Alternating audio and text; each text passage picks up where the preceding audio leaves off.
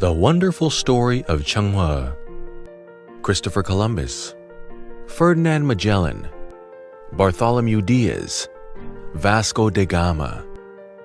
The names of these European explorers precede them. They have been immortalized in countless ways. Who has heard of Zheng He? Probably not many.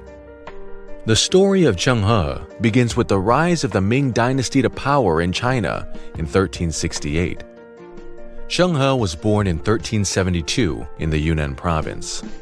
When he was only 11 years old, the Ming Dynasty conquered his area of residence, and Zheng He was taken prisoner and sent to serve in the imperial court, where he managed to climb up to become the confidant of the third emperor of the Ming Dynasty, Zhenghe.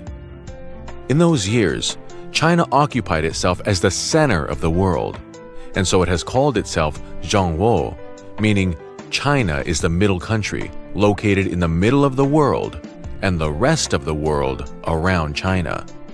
And this is how China perceived its relations with the neighboring countries. China in the center, and they had to come to China.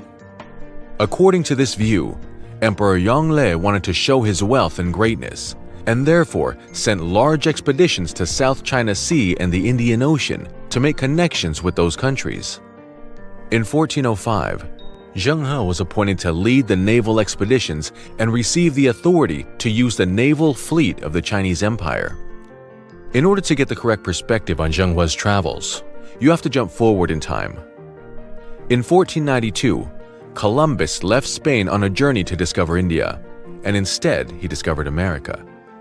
In 1488, Bartholomew Dias discovers the maritime passage around the South African continent, a passage leading to India. Later, it would be called the Cape of Good Hope. Vasco da Gama completed the discovery of the road to East Asian countries. Actually, Europe was almost 100 years behind the technological progress required to build ships capable of leading large-scale naval expeditions.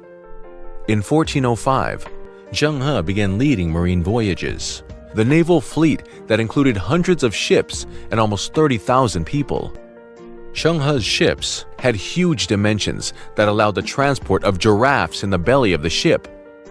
Zheng He's sea voyages passed through the islands of today's Indonesia, Java, and Sumatra via Malacca, today's South Malaysia, and reached the Strait of Hormuz, the Arabian Peninsula, and East Africa.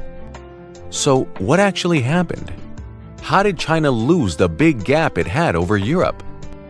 This is a story for another movie.